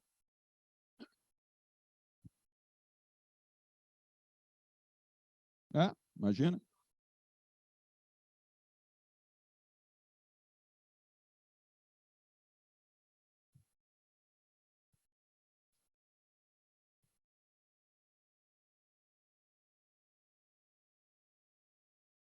Havia, inclusive, contatos entre essa elite dos farroupilhas e a elite do Uruguai e da Argentina. Entendeu? O Brasil vai virar uma república, vamos ter boas relações aqui e tal. Então, o Brasil, império, não podia permitir isso aí. Tranquilinho? Belezinha? Passa para mim aí, consegue? E aí chegamos no top, então, pessoal. Para fechar, temos que falar desse segundo reinado, que sempre aparece alguma coisinha na Mamãe URGS, tá? O segundo reinado, como vocês podem ver, foi o governo de mais longa duração da história do nosso país, tá? 49 anos de governo do Pedrinho, né? Dom Pedro II, que vai virar, então, Pedrão agora, aquele senhor barbudo, né? Aquela imagem mais famosa que existe dele e tal. Pessoal, características do segundo reinado. Primeiro, volta à centralização do poder, aquele processo, né, de descentralização feito pelos liberais ali durante o período regencial. Eles voltam atrás, no final os conservadores assumem, começam a centralizar o poder de novo, volta a ter poder moderador. Dom Pedro, no período regencial não tinha poder moderador, hein? Por quê? Porque não tinha rei, né? Estava suspenso o poder moderador. Agora volta a ter poder moderador, volta a ter rei, volta a centralização do poder. Só que aí entenda uma jogada, ó. No segundo reinado, nós teremos um poder autoritário, sim. Mas o Dom Pedro II, vocês acham que vai ser um cara que vai atuar de forma autoritária, que nem o pai fazia? Não. Por quê? Muito bem doutrinado, aliás. Vocês acham que a aula de história é doutrinação? Leiam um pouco sobre a história do jovem Dom Pedro. O Pedrinho, o pessoal que fizeram com ele, eu tive até pena quando eu li a biografia dele. O guri, imagina, ficou aqui com 5 aninhos. O pai dele foi embora, nunca mais voltou. E aí a elite brasileira que educou ele, cuidou da educação dele. Cara, eles mandavam ele fazer uns cadernos de caligrafia. Vocês fizeram? A geração de vocês faz caligrafia ainda? Aquele caderninho para melhorar a letra e tal. Cara, e aí? Bom dia, tudo bem? Pessoal, ele fazia... Imagina preencher um caderno inteiro de caligrafia com frases do tipo: o rei não pode ser autoritário. O rei não pode ser autoritário. O rei... isso que é doutrinação. Imagina o gurizinho com 6, 7 anos de idade aprendendo a escrever, tendo que escrever um caderno inteiro. O rei não pode... Pegava umas frases iluministas, ele só estudava os iluministas. que eram os caras que eram contra o autoritarismo. Né? Então ele foi super bem doutrinado. Pô, ele ficou aqui com 5 aninhos, o pai dele foi embora e nunca mais voltou. Quando ele tinha 8 anos de idade, o pai dele morreu lá na Europa. A mãe dele morreu depois do parto dele, sabia? O guri não conheceu a mãe praticamente. O pai dele, com 5 anos, foi embora e disse: boa sorte, meu filho. E deixou na mão da elite que criou ele. E morreu lá em Portugal, o pai dele. Pessoal, a elite era tipo os pais dele, não é? Então ele vai governar junto com essa elite. Então, esse é o elemento interessante, ó, a conciliação das elites no poder. Ele vai governar junto com a elite. Ele tinha o poder autoritário na sua mão, mas ele não o utilizava de forma autoritária, o que vai garantir uma estabilidade, uma tranquilidade nesse período aí, tá? E aí, lembre, vamos lá, algumas características. Por exemplo, o Brasil vai ser uma espécie de regime parlamentar. Mas sabe como é que é o Brasil? O Brasil deturpa tudo. Né? Eles chamam o nosso parlamentarismo de parlamentarismo às avessas, ao contrário. Tá? Por quê? Pessoal, no regime parlamentar britânico, vamos pensar o caso clássico, né? Na Inglaterra, quem é que manda realmente? Primeiro-ministro, que é escolhido por quem? Pelo parlamento. Ele é um funcionário do parlamento, nunca esqueçam disso. O primeiro-ministro é quem comanda, é o chefe de governo. Mas ele é eleito pelo parlamento, qualquer rateada que ele dá ao parlamento chama ele para prestar satisfação, e a qualquer momento o parlamento pode derrubar ele e botar outra pessoa no lugar. Entenderam? Então, no parlamentarismo, o poder está na mão do parlamento, que escolhe um primeiro-ministro e troca o primeiro-ministro quando quiser. Problema, no Brasil, vamos lá. Então, o parlamentarismo clássico, como é que funcionava? O poder está no parlamento. O parlamento escolhe o primeiro-ministro, demite ele e escolhe outro quando quiser. Rei, rainha não manda nada, você sabe. Vira uma figura simbólica. Vamos para o Brasil agora. No Brasil, criaram a figura do primeiro-ministro. Né? Problema número 1. Quem é que escolheu o primeiro-ministro no Brasil? O rei. Já começou mal, não é? O rei era quem escolhia o primeiro-ministro. Tá? E aí, quando dava uma treta, pessoal, se o parlamento, congresso, legislativo, brigasse com o primeiro-ministro, entendam, o primeiro-ministro era o executivo, escolhido pelo rei. Tá? E aí, se o legislativo briga com ele, qual é o poder que era acionado para decidir as coisas no Brasil? Quando há uma briga entre 2 dos 3 poderes. O poder moderador, lembra? O 4º poder, que pertence ao rei. Moral da história, o rei escolhia o primeiro-ministro, e se o primeiro-ministro tivesse algum atrito com o parlamento, por exemplo, o rei podia usar o poder moderador e fechar o parlamento. Vocês estão entendendo que ridículo o parlamentarismo brasileiro? Né? Na prática, o poder estava na mão do rei. Por isso, eles chamam de parlamentarismo às avessas. Ao contrário. No Brasil, o rei era quem mandava. Tá? Mas o Dom Pedro II, como eu falei, vai ser um cara tranquilo, espertalhão. Tá? Ele sempre, antes de tomar uma decisão, escolher o primeiro-ministro, ele negociava com os caras. Chamava e dizia: ô pessoal, estou pensando em fazer assim, o que vocês acham? Ele: não, faz assado. Ele: tá, e desse jeito? Ele: fechou. Entendeu? Então, ele sempre negociava antes. Ele vai ter um fator importante que é a elite brasileira nessa época vai se aglutinar em 2 partidos, basicamente. Partido Liberal e Partido Conservador. Se isso cair na prova, pessoal, esses 2 partidos tinham grandes diferenças entre eles? Não, né? Lembra da frase famosa que às vezes os caras dizem: não existe nada mais liberal do que um conservador quando está na oposição, e nada mais conservador do que um liberal quando assume o poder. O que essa frase quer dizer? Era tudo igual, tudo farinha do mesmo saco. Esse pessoal do Partido Liberal e Conservador, pessoal, é tipo lá nos Estados Unidos hoje, tem os republicanos, os democratas e tal, tem pouca diferença entre eles. Pouca diferença, não é? Lá até tem mais diferença do que tinha nesses aqui. Mas lá mesmo, não se iludam, né, com, sei lá, com o Barack Obama, com o Joe Biden e tal. Não tem muita diferença. Tá, ok, o Trump é um ponto meio fora da curva, assim. Mas se tu pegar os líderes clássicos do Partido Republicano e Democrata nos Estados Unidos, não tem muita diferença. Você nunca viu aquele meme, eu acho genial, que é um avião bombardeando, e aí é tipo assim, Estados Unidos, no governo dos republicanos, bombardeando o país. É um avião normal bombardeando. Depois, agora é governo democrata, Obama. Obama bombardeou um monte de país. E aí é um avião cheio de bandeirinhas, assim, bandeirinha LGBT, bandeirinha não sei o quê, Black Lives Matter, bombardeando igual. Né? Essa é a diferença entre democratas e republicanos, resumindo, nos Estados Unidos. Tá? Mas, enfim. E aqui nem essa diferença tinha. Tá? Liberal e conservador era tudo muito parecido. A única diferença, o liberal quer dar mais autonomia para as províncias, o conservador é mais centralizador, ponto. Mas era tudo homem, branco, rico, velho, né? Homem branco, rico e velho vai defender o quê, pessoal? Os interesses de quem? De homem branco, rico e velho, vocês sabem disso.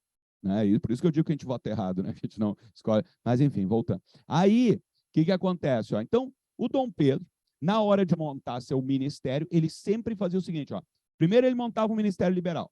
Botava um primeiro-ministro liberal, que escolhia ministros liberais ali. Aí os conservadores reclamavam, né? Ele, calma, pessoal. Dá um tempo para esse cara aí, daqui a pouquinho eu monto o ministério conservador. Eles, opa, então vamos esperar a nossa vez. Estão entendendo? Ele vai promover um revezamento que é genial. Não botei aqui, né? Quem está anotando, bota revezamento de liberais e conservadores no poder. O Dom Pedro vai promover um revezamento. Se vocês olharem, tem na internet isso, a lista dos ministérios, não precisa saber isso, tá? Eita. Se vocês olharem a lista dos ministérios, vocês vão ver que é um ministério liberal, um conservador. Um ministério liberal, um conservador. Tá? Então ele fazia isso. E aí isso vai gerar uma tranquilidade. Porque pensa comigo, tu é liberal, dele, ele montou o ministério conservador, não gostei, ok. Mas se tu te revoltar, tu vai tomar uma ruim. Se tu esperar, vai chegar a tua vez daqui a pouco. E aí, com isso, os políticos se acalmaram, entendeu? Cada um tinha a sua vez ali de usufruir das mamatinhas de estar no governo. Estão entendendo? Então, ele botava o Ministério Liberal, o Ministério Conservador, Ministério Liberal, o Ministério Conservador. Isso vai gerar tranquilidade desse período. Tá? Liberal e conservador, tudo a mesma coisa. Depois, eu vou falar para vocês, vai surgir o Partido Republicano, que aí vai ser diferente, vai enfrentar esses aqui e vai querer a República daí. Tranquilinho?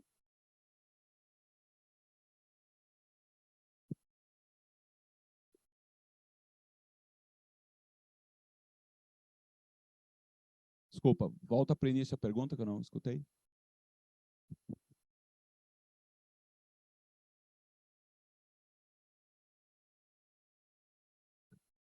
Tá. Entendi o que tu está lembrando. Isso aqui começa aqui, entre liberais e conservadores, tá? Que eram os dois grandes partidos, é a época do café agora e tal.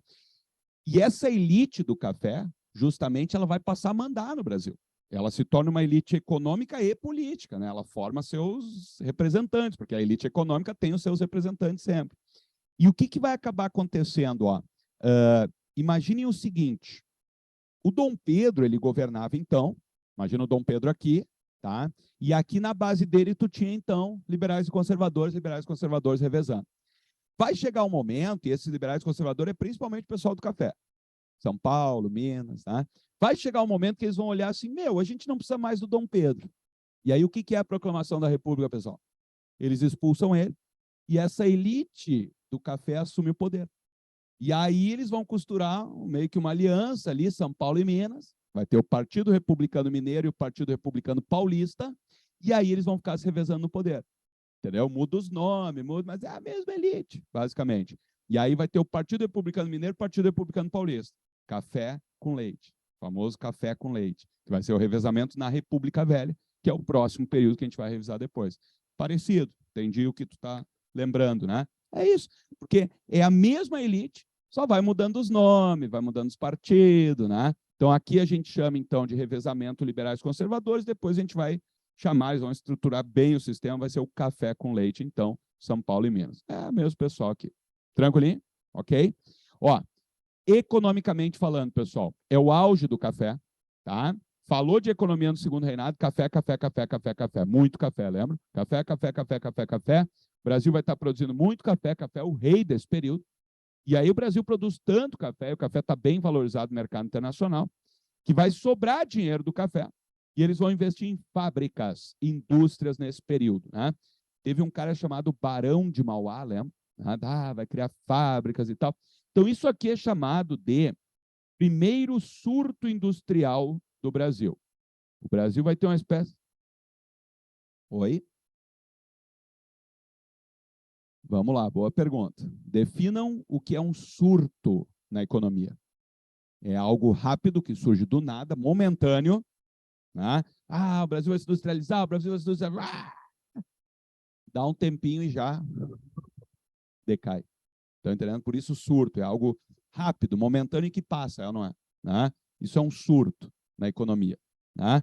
Então, começa o Brasil, criaram fábricas, vão produzir, vão trazer para o Brasil navios a vapor, revolução industrial, vão construir trens, estradas de ferro pelo Brasil, infraestrutura. Né? Então, o Brasil dá uma certa industrializada nesse período, basicamente com dinheiro que sobrava do café, mas daqui a pouco a Inglaterra olha e diz, não, não, não, a gente não quer o Brasil industrializado. E aí a Inglaterra meio que dá uma sabotada nisso aí, porque senão a gente ia parar de comprar produto da Inglaterra, né? E por isso esse foi apenas um surto, foi algo momentâneo. Quando é que nas provas pode falar assim, ó, industrialização valendo do Brasil? Quem é o nomezinho, quem é o cara? Getúlio Vargas, lembra? Aí, industrialização mesmo é Vargas. Aqui é surto industrial, tá? Vargas é o cara que vai realmente industrializar o Brasil. Outra coisa, cuidem, questão da imigração. Questão da imigração. Porque assim, ó, aí a Inglaterra começa a meter pressão para acabar com a escravidão, lembra? E aí a Inglaterra metendo pressão para acabar com a escravidão, os grandes latifundiários do café percebem, vai acabar a escravidão a qualquer momento. E aí eles começam a trazer os imigrantes, então. Então, no segundo reinado, vocês têm que lembrar que a gente tem essa substituição da mão de obra escrava pela mão de obra livre, principalmente trazendo brancos europeus. Aí entra a questão do racismo, aquelas políticas de branqueamento populacional. Lembra? O URSS gosta de botar o dedinho na ferida. Tá? Isso era uma política oficial do governo brasileiro. Não dá mais para escravizar? Então vamos trazer brancos agora. Tá? Italianos, alemães, lembra que Itália e Alemanha estavam um caos? Tá? Italianos e alemães começam a vir para o Brasil. Se cair assim, ó, São Paulo e Minas, que é para onde eles... Japonês é depois, República. Tá? Não é nesse momento aqui, é depois na República Velha. Ó, nesse momento é basicamente, principalmente italianos, tá? Que vão vir para São Paulo, Minas Gerais e tal. E aí vai ter o chamado sistema de parcerias. Você lembra o que era essa sacanagem aqui? Sistema de parcerias. O imigrante vinha, o barão do café pagava a passagem dele, ele chegava no Brasil todo endividado já, ferrado, ele ganhava uma terra para trabalhar, tudo que ele produzisse, metade era dele, metade era do senhor. Só que ele tinha uma dívida tão grande, até sair a primeira produção de café, que ele nunca conseguia pagar essa dívida, lembra? Parceria. Parceria é o caramba. Sacanearam os imigrantes aqui. Era tipo uma escravidão por dívidas, e aí eles assinavam um contrato que eles não podiam sair da terra enquanto não quitassem a dívida que eles tinham. Tá? Um troço horrível, não vai funcionar, vão estourar revoltas e tal. Depois esses imigrantes saem das fazendas, vão para São Paulo trabalhar nas fábricas, vão ser explorados também, e vão criar um movimento operário no Brasil. As greves, os sindicatos e tal, tudo vem desses italianos aí. Tá? Então, mas lembre desse sistema de parcerias. Isso aqui, ó, que cai muito na URGS, caiu na penúltima prova. Questão da abolição. Pessoal, sim, tem que lembrar essas leizinhas aqui. Tem que lembrar essas leizinhas, lembra? Por exemplo, em 1845, a Inglaterra, cuidem, isso aqui foi uma lei britânica, a Inglaterra estava naquela vibe da Revolução Industrial, lembra? Ela começa, não, trabalho escravo é ruim, eles não consomem produtos e tal. Então, em 1845, a Inglaterra, vendo que o Brasil não ia tomar medidas para coibir a escravidão e a vinda de novos escravos, baixou o chamado Bill Aberdeen. Pessoal, o que é o Bill Aberdeen? É uma lei britânica proibindo o comércio de novos seres humanos escravizados pelo Oceano Atlântico. A Inglaterra diz, está proibido fazer comércio de escravizados africanos no Oceano Atlântico. Ela tem poder para impor uma lei dessas nesse período? Tem. Ela tem condições de fiscalizar todo o Oceano Atlântico? Não. E brasileiro é liso, você sabe, a gente é rápido. Né? Então, e aí, pessoal, continua o tráfico, continua o tráfico. Só que aí eles pressionam o Brasil e, finalmente, em 1845, sai a Lei Eusébio de Queiroz, lembra? Que é o Brasil proibindo o tráfico de novos escravizados para o Brasil. Finalmente, o Brasil toma uma atitude. Antes teve algumas leis, cuidem, hein? A URSS às vezes pega pesado. Antes teve umas leizinhas aqui. Se aparecer alguma lei antes da Eusébio de Queiroz, são chamadas de leis para inglês ver. Já ouviram esse papinho? Lei para inglês ver. Eles faziam umas leis, tá proibido, aí, pessoal, não pode mais trazer africano escravizado, hein? Inglaterra, tá aqui a lei, hein? E nunca mandaram um policial nos portos para fiscalizar. Por isso, lei para inglês ver. Continuava rolando o tráfico, tá? A lei Eusébio de Queiroz, sim, aí eles vão mandar policiais nos portos para fiscalizar e aí vão coibir a entrada de novos africanos escravizados no Brasil a partir daqui, a partir da Lei Eusébio de Queiroz. E aí o movimento abolicionista está lutando, pressionando pelo fim da escravidão. Em 1871 sai aquela lei do ventre livre, né? Os filhos das escravas nascerão livres. Daí tinha uma sacanagem, né? A escravizada continua escrava. Então, como é que ela vai cuidar dessa criança e tal? Em 1800, cuida um detalhezinho. O Rio Grande do Sul libertou os escravos antes da Lei Áurea, sabiam disso? Isso para URGS, ó. Senhor, por quê? Nossa, RS melhora em tudo. Tá, não te ilude. Tá? Quase não tinha mais africanos escravizados nesse momento no Rio Grande do Sul. Por quê? Pessoal, quando ficou difícil conseguir novos africanos escravizados, não vinha mais da África, o Rio Grande do Sul mandou vender os seus escravos lá para São Paulo, Minas e Rio. Estão entendendo? Eles venderam. Esse é um dos motivos que a população negra no Rio Grande do Sul proporcionalmente é menor do que em outros estados. Vocês estão ligados, né? E daí no coleginho ensinam sempre uma visão bonitinha, assim, né, da história do Rio Grande do Sul. Crianças, por que no Rio Grande do Sul tem menos, né, uma proporção menor de negros na população do que em outros estados do Brasil? Crianças, porque para cá veio menos, né? Porque para cá veio mais alemão, italiano, açoriano, né? Crianças, ensina assim, vai dizer, né? Não é por isso. Pessoal, chegou a ter meio a meio, tá? Chegou a ter meio a meio no início do Brasil Império, negros e brancos no Rio Grande do Sul. Só que o que aconteceu durante o Brasil Império? Guerras, é ou não é? Quem vocês acham que eles botavam sempre na linha de frente dessas guerras aí? Os negros, né? Na Farroupilha traíram eles, lembra? No final, aquele episódio de Porongos lá, né? Troço horrível. Então, botavam eles a lutar em todas as guerras. Morreram muitos nessas guerras. E aí, quando pararam de vir novos escravos da África, o tráfico interno era liberado ainda. Então, o Rio Grande do Sul vendeu seus escravizados para o pessoal do Rio de Janeiro, para as lavouras de café. E assim que foi diminuindo, claro, entram alemães e italianos também nessa época aqui. E óbvio que isso mexe com a constituição da população do Estado. Né? Mas não é tão bonitinho que nem nos contam. Na verdade, teve uma matança e teve a venda deles como escravizados para o Rio de Janeiro. Tá? E aí, como não tinha mais quase a elite do Rio Grande do Sul, olha como a gente é liberal. Acabamos com a escravidão. Tá? Meio palhaçado, mas enfim, foi antes da Lei Áurea. Lei dos sexagenários, né? Os acima de 60 anos seriam livres, os caras não têm nem condição de trabalhar mais. Né? Lei palhaçada. Em 88, a Lei Áurea, então. Caiu recentemente na URGS uma questão sobre a Lei Áurea e suas consequências. Né? Lembram, né? Ela não teve qualquer compensação para essas pessoas que foram escravizadas por 300 anos em nosso país. Tá? Joga eles a própria sorte numa sociedade injusta, desigual, social e economicamente falando, e racista ainda por cima. Né? Então, não teve nenhuma compensação, nenhuma reparação histórica, enfim, a URGS toca nesse assunto sim. Tá, pessoal? Vocês sabem que aqui existe um negócio muito mal resolvido, tá? A famosa dívida histórica do Brasil para com os afrodescendentes. Tá? E aqui se cria isso aí com essa abolição mal feita. Ok até aqui? Estão lembrando? Faz para nós aí. Pessoal, outro assunto que faz um tempo que não cai na URGS, ó, e que pode, é uma boa para cair nessa prova agora. Guerra do Paraguai. Tá? Lembrem que a Guerra do Paraguai, então, ela estoura aqui no Sul, era um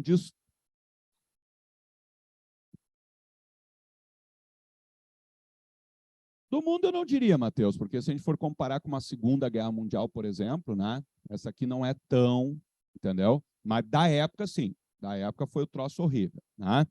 Guerra do Paraguai. Foi pela Bacia do Prata, lembra? Eram disputas pela Bacia do Prata, né? E aí estoura essa guerra, o Paraguai estava querendo se tornar uma potência e tal. Brasil, Uruguai e Argentina se uniram para destruir o Paraguai. A chamada Tríplice Aliança. Lembrem disso, né? Brasil, Uruguai e Argentina.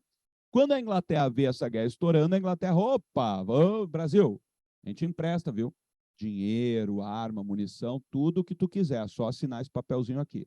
Tá? E aí a gente se endividou um monte com a Inglaterra para fazer essa guerra. A gente invade o Paraguai, destrói o Paraguai. A gente acaba com o Paraguai. Tá?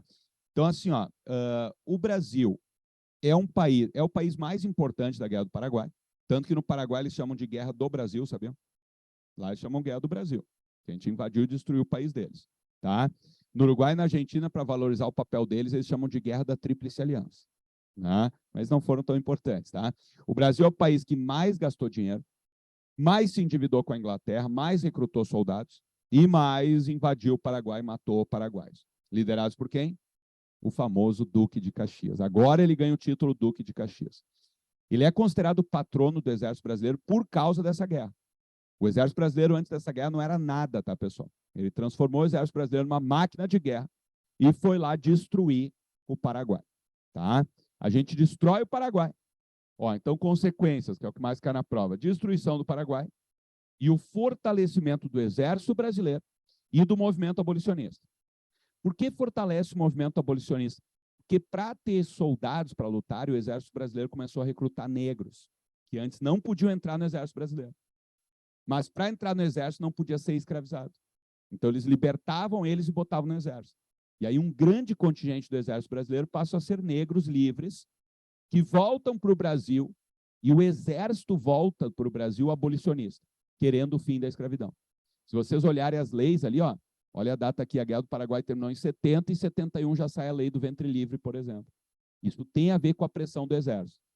O Exército volta da guerra querendo o fim da escravidão, querendo uma república. Pessoal, isso aqui é importante para a gente entender agora o fim da monarquia. Porque o exército que volta da Guerra do Paraguai é o exército que vai derrubar a monarquia no Brasil. Deodoro da Fonseca e Floriano Peixoto eram heróis da Guerra do Paraguai.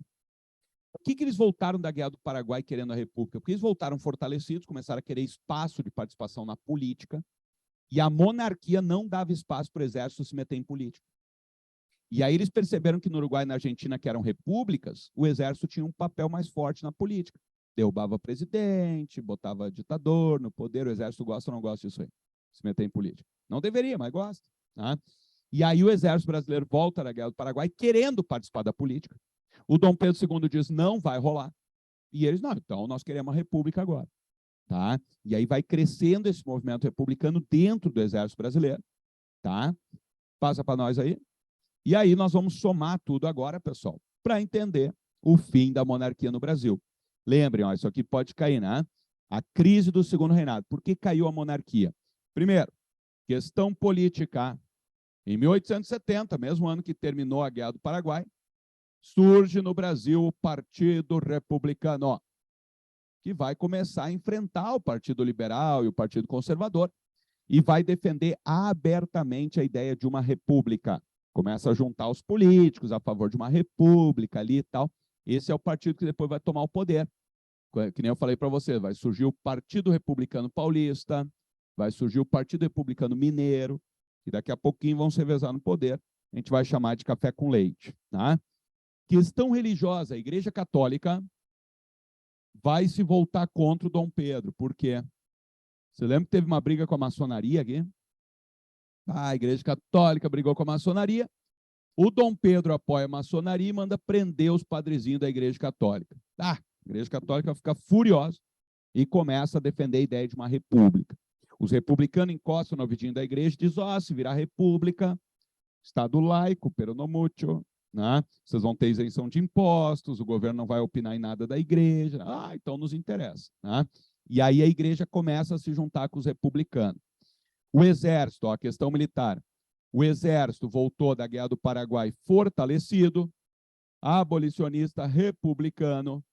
Né? Então, com o fim da Guerra do Paraguai, nós temos um exército republicano querendo a derrubada da monarquia.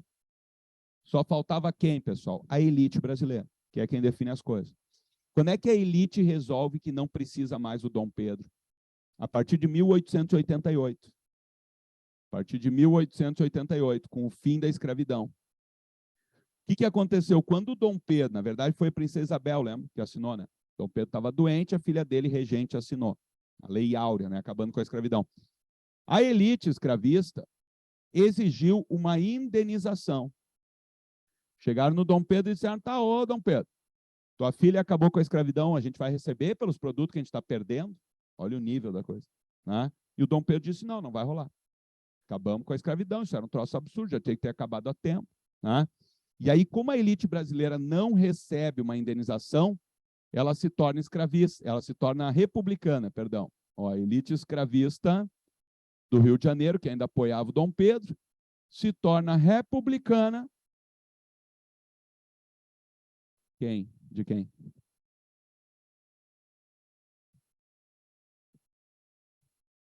Ah, o Conde de, lembrei. O Conde de era... isso é um motivo secundário, Matheus, mas ok, também está certo. Porque se o Dom Pedro morresse, quem é que assumiria o poder, lembra? A Isabel. Ele não tinha filho homem. Esse é um dos motivos da crise da monarquia também. O machismo. A elite brasileira não aceitava a ideia de uma mulher assumir o poder. E ainda diziam que se ela assumisse, quem ia mandar no Brasil era o marido dela. Que eles não aceitavam a ideia de que uma mulher possa tomar decisões por conta própria. E o marido dela era um francês, Conde de, odiado pelos brasileiros. Então já havia um consenso que depois do Dom Pedro não ia mais ter monarquia. Quando acaba a escravidão em 88, ó, não é coincidência as datas, se liguem. Quando acaba a escravidão em 88, a elite escravista se torna republicana, bate na portinha do quartel, e o quartel faz o quê? Dá um golpe. Deodoro da Fonseca e Floriano Peixoto. Em 89, ó, vocês estão percebendo ali? Um ano, 88, caiu a escravidão, no ano seguinte cai a monarquia. Porque no momento que acaba a escravidão, essa elite que apoiava ainda o Dom Pedro retira o apoio, e aí ele cai no ano seguinte. Nós temos um golpe conhecido como Proclamação da República. Eles dão um golpe, mandam Dom Pedro II embora do Brasil, e aí começa a história do Brasil República, então, que nós vamos revisar a partir da próxima aula. Tá? Fala, querido. Porque o exército participou da Guerra do Paraguai junto com o Uruguai e a Argentina, lembra? Uruguai e Argentina eram repúblicas. E aí eles perceberam, conversando com os generais lá do Exército Uruguai e da Argentina, que no Uruguai e na Argentina os militares mandavam na política. Essa mistura que se faz na América Latina entre política e exército, que não deveria ter, né? Mas tem. E aí o exército volta para cá querendo participar da política, só que a monarquia não permitia isso. E aí, não, então vamos derrubar e vamos para a república. E a república, a gente sabe, o exército se mete direto em política até hoje, né? Então, enfim. Tranquilinho? Fechou? Belezinha? Ok? Então tá, pessoal. Próxima semana o Fernando tem 2 períodos com vocês. Na outra eu volto. E aí a gente ainda tem, pelo meu planejamento, 13 encontros para revisar todo o Brasil República tranquilamente, tá? Valeu. Boa semana a todos e todas. Tchau.